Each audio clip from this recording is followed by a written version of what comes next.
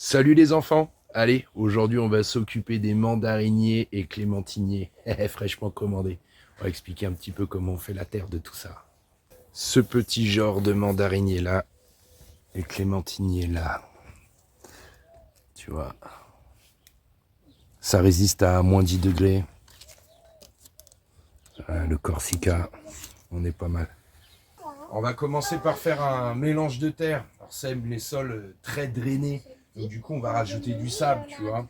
Donc là, on a un pseudo terreau. Il y a un peu d'argile dedans. Il y a beaucoup de morceaux de bois. Un truc très aéré et assez azoté, tu vois. Là, il y a des morceaux d'herbe, tu vois. C'est mélangé. Ça commence à devenir du terreau, mais c'est hyper riche. Du coup, ça, il faut le mélanger, tu vois. Du coup, on a un autre terreau, tu vois, composé d'un peu d'argile aussi. Mais tu vois, il est beaucoup plus décompacté, il est bien mieux fait. Donc on va mélanger les deux et mettre du sable. Comme ça, on va pouvoir reboucher les trous qu'on a fait, tu vois. Et comme ça, on va pouvoir planter directement mandarinier et clémentinier là-bas.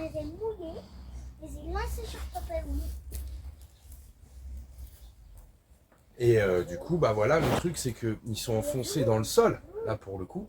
Et ils vont manquer de lumière, donc ils vont tiger. Mais par contre, ils seront protégés du gel. Et une fois qu'ils vont atteindre le niveau du sol, voilà, ils vont pouvoir s'épanouir et s'éclater parce qu'ils vont avoir du soleil à fond. Tu vois, hop, on met du terreau plus ou moins fait. On en prend du moins bien fait. Hop. On mélange. Et on met du sable. Et on mélange. Alors tu vois, une fois que tu as tout mélangé, ça te donne une matière un peu comme ça. Vas-y, viens. Tu vois, on voit bien le sable dedans. C'est ce qu'il faut. Et maintenant, on peut aller mettre ça dans le trou.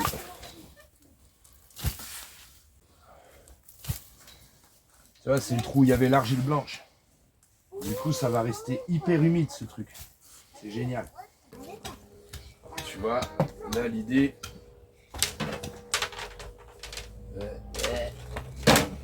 Ouais, oh, ça va aller, ouais. Merci. Tu vois, là l'idée, ça va être de bien démoter de façon à ce que les racines ne gardent pas la forme du pot. Parce que si elles gardent la forme du pot, tes racines, elles vont s'entortiller entre elles et elles vont s'oppresser. L'idée là, ça va vraiment être d'aérer au maximum. Tu vois, on est déjà pas mal. On voit bien qu'ils l'ont rempoté. Tu vois, il est tout frais. Il n'y a pas un gros système racinaire dedans. Tu vois, donc c'est très bien. L'idée, tu vois, parfois tu peux avoir vraiment un gros bloc. C'est de casser.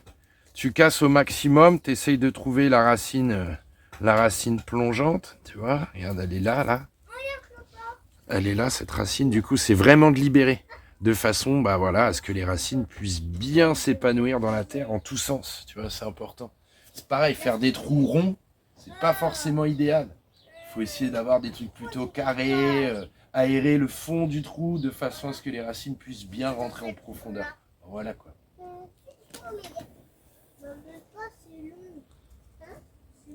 Hop.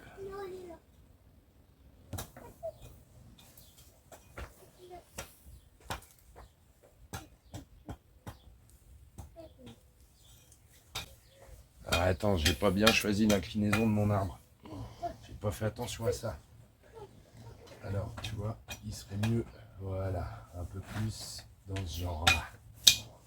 Ça, c'est pas mal. Comme ça, il va partir là sur les côtés, il va partir devant et certains ici. Tu vois.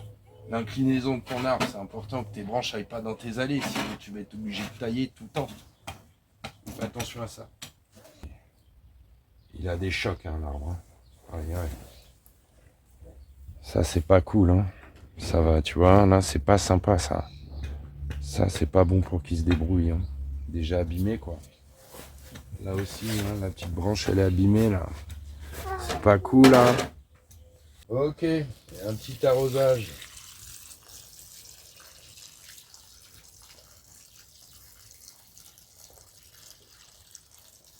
Tu vois, l'arrosage, il va permettre à ce que les racines viennent bien s'ancrer dans la terre.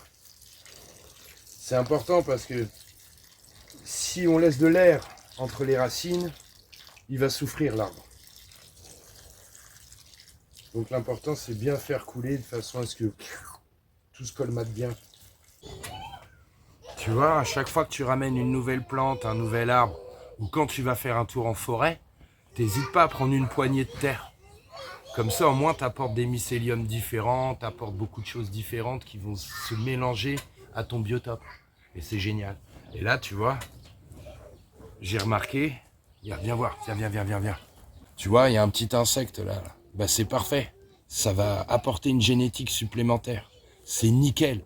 Partout où vous passez, prenez une petite poignée de terre, une petite poignée de sable, un petit quelque chose. Mettez ça dans votre poche ou dans un petit tissu, un truc, et vous mettez ça dans la perma. Ça va augmenter le biotope à fond. Alors la même punition, tu vois, on démote un peu. On regarde l'orientation de l'arbre. Ouais, bien joué, Louis, il suit, Louis. Il sointe, je sais pas. Tu vois, et je vais pas le planter complètement parce que au fur et à mesure, comme tout à l'heure, la terre elle va se tasser, donc on va pouvoir remonter un peu le niveau, tu vois. Alors tu vois, ça c'est le genre d'erreur qu'il faut surtout pas faire. Laisser la petite étiquette. Ça c'est pas bon. Parce que quand il va y avoir du vent, ça va bouger sur l'arbre. Et ça va abîmer en fait. Ça va vraiment lacérer l'arbre. Le pire c'est quand il est vraiment sur le tronc. Ça va le laminer à fond. Donc du coup, moi ce que je fais, en attendant de faire une étiquette, une bonne étiquette en ardoise, gravée et tout, et bah du coup je prends une petite ficelle, j'accroche ma petite étiquette, hop, et là on a des petits bouts de bois, et du coup on accroche ça sur le petit bout de bois. Le Corsica. C'est parti. Et ben voilà les enfants, voilà, tu sais planter un citronnier maintenant, un mandarinier, un agrume quoi. Allez, pour une petite immersion, tu sais quoi faire, un petit texto sur le numéro de téléphone. Allez, salut les enfants.